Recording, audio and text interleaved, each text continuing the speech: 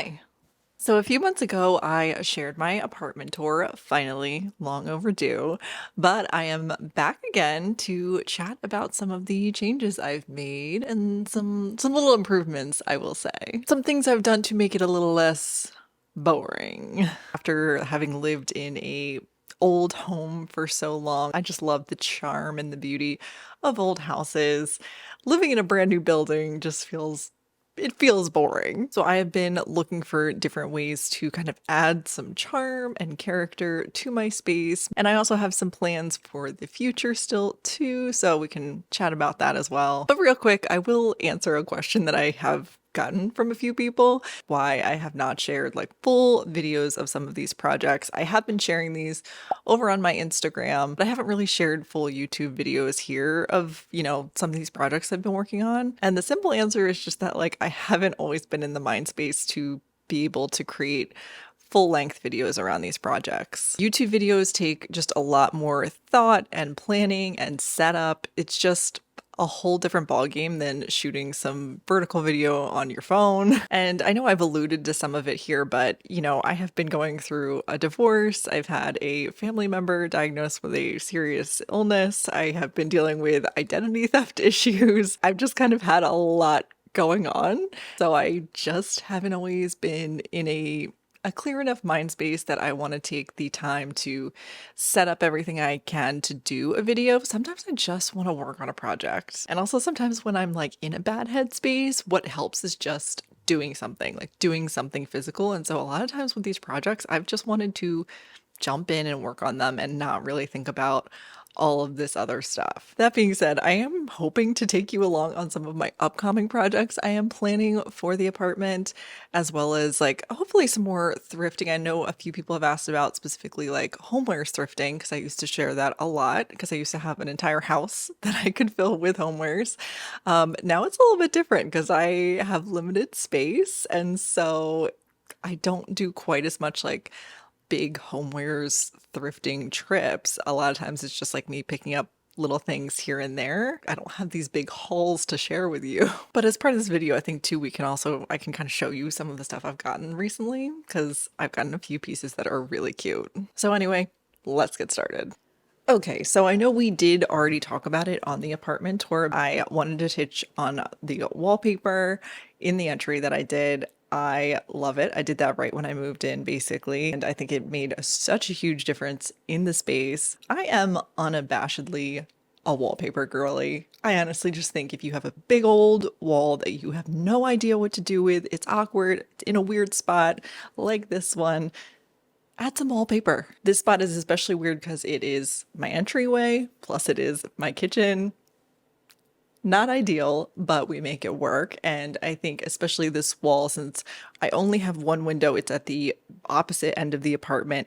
The lighting is really weird over here, but adding the wallpaper kind of changed the way that the light reflected a little bit, which made a huge difference. It has a really nice texture and pattern. Personally, I'm not necessarily a big bold pattern person. I love a more like subtle pattern just a little bit. And so I really love this because when you're actually close to it, you can see that it has almost like a woven pattern to it. It looks like a texture. Like I've had people come up and like feel it because they think that it's actually like woven texture, but it's not. It's just a pattern. So I think adding something like that to a space that's especially got weird lighting is such a good idea. So yeah, I am definitely a big fan of the wallpaper. Speaking of wallpaper, this is a new addition, this little corner here.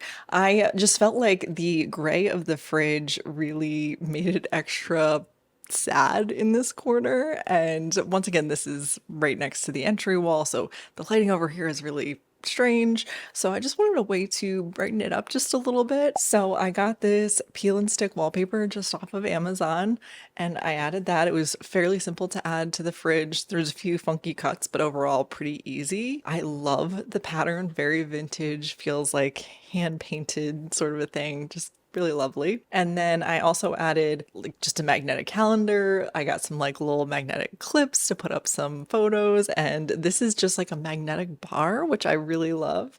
Nothing's permanent. It all easily comes off. So I just really love this new little corner we got going on. All right, we have some bathroom upgrades, so come on in. The lighting in here is horrible, so sorry. But one of my big upgrades that I have been wanting to do literally since I moved in, it was like always in my head, I just never got around to it until recently, was swapping out my basic shower curtain for actual curtains, like cute curtains. Not only that, but bumping up my shower rod. So there's a like built-in permanent rod holder that the apartment complex has installed, but I was able to just unhook the actual rod, take that down, and then I got a nice sturdy tension rod that I pushed all the way up to the ceiling, and I got curtains that are long enough to go from the ceiling to the floor, and I just feel like it makes such a huge difference in like the feeling of the space. One of the benefits of this apartment, I feel like, is that it's got pretty high ceilings, but you know, when you don't actually utilize those ceilings, like you don't have artwork or wallpaper or something that kind of like takes advantage of the height of the space, it ends up looking really awkward, and it just made the whole bathroom feel kind of like stunted a little bit. I personally just love the way this came out. I also bought a new shower curtain liner, and I just went ahead and split it right in the middle, so I actually have a little split shower curtain situation going on here. And honestly, I kind of love getting in on the middle of the bathtub. This is just like a mini rant personally, but especially when you have like these basic bathtubs like this, I would always get in on the side.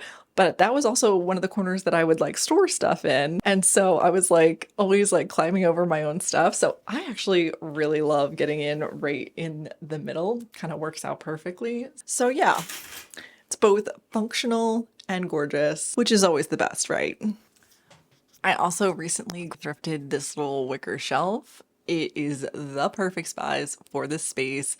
I always knew I wanted to find something for there, but it would be a little bit tough, and so that's why it's taken a little while to find it. But once I came across it, I knew it would fit perfectly, and it does. It's just such an awkward space so that when there wasn't anything here, but obviously it was too small for any like big furniture. Really had to be a little bit patient until I found just the right piece. But I paid 20 bucks for it. It's in great condition. And yeah, I think it's just adorable. All right, it is time to talk about my personal favorite project to date. We all know that IKEA is basically like the renter's best friend, and honestly just like everyone's best friend, right? Like even when I owned my own house, I still love to get IKEA stuff. It just makes life so simple, and they have good design. It started off with just me needing a little extra like folded storage space. Thankfully, I do have a pretty good closet, but it is all like hanging storage, so I really needed just some more spot to like fold stuff and also just put random knickknacks in there too. So originally I was planning on putting the little wardrobe over here. I used to have my desk used to be over here, and so I was originally going to do it over here, and I was just going to do one cabinet. And I had went to IKEA and I bought the cabinet. I had it laying on my floor, and then one night I was laying in bed and I just thought, wait a minute, there's a way better spot for this. I realized that the soffit on this side of the room bumped down the ceiling just enough that it would be fairly simple to use IKEA extensions on the Billy bookcase to raise it up to just about the perfect height. So then I sat down and actually kind of like sketched it out, started planning what it would look like, and I realized it would look a little silly to do just one. I mean, that would have been fine, but I mean, who doesn't want a little extra storage anyway? So I ended up getting two sets of the Billy bookcases with these half glass doors, and there was just a little bit of space between the top of this and the soffit, and I thought it would be perfect and add so much character to add a little bit of trim. So I headed it to Lowe's. I ended up getting what it's technically chair rail, but I really just went into the trim aisle, looked around until I found something that spoke to me, I thought was pretty and was about the right size, and I grabbed that. Now I ended up just gluing it onto the top here. If I were putting this into an actual home that I was planning on being at for years and years, I would attach it properly, do it nails and glue and all of that stuff. But honestly, within the next year or two, probably I'll have to take this all apart. So I just went with the glue, and it has held up perfectly fine. It hasn't moved an inch, so working out good. Now, when it came to painting it, I won't go super in depth here, but I will link below. I have a Instagram carousel that kind of walks through my step-by-step process, simply just sort of sanding it, lightly sanding it down, because obviously these are not hardwood pieces, so you got to be a little bit gentle, but you want to sand it down. And then you use this specialty primer so that your paint will actually stick to it, because otherwise if you just try to paint these IKEA bookcases, that paint's just going to come off immediately. But once it was primed, I could go ahead and paint. I went with Benjamin Moore Chestertown Buff. I am so glad I went with this. I have never painted anything yellow before, which is kind of crazy. I'll be honest with you, it kind of took me a while to settle into it. For maybe the first few weeks, I was like, maybe I made a huge mistake and this is hideous. I don't know. But the more I've lived with it, the more I absolutely love it and would definitely recommend it. It's just a really nice buttery yellow, which is what I was going for. And so one of the other big upgrades that I really love on these is that I added this window cling film that like looks like leaded glass, and it's also got almost sort of like a reeded glass look to it too. It adds so much character and interest, and honestly it was so easy to add. Plus it gives you some privacy, which I'm not keeping these shelves perfectly organized or anything like that, so it's nice to be able to just throw stuff in there and not worry about people having to see into it, which I know some people will say you could have just gotten the full doors. I just love the extra dimension and character that it adds to have the glass doors. I just don't want everyone seeing all of my crap inside all the time. But if you don't care about the little bit of extra character, obviously you can just do the full doors. I'm just a little bit crazy, or a lot of bit crazy, and so I wanted the doors, but I also wanted privacy. But lastly, I added some hardware. I got ones that feel a little bit heavier duty. I'll definitely link them below, but they're just from Amazon, but they have a good weight to them. I also debated what color to get them. I do a lot of things in brass. I do love brass in general, but I just felt like with this color and in this room, we could use something a little bit different. And so I went with like sort of a chrome, and I really love it.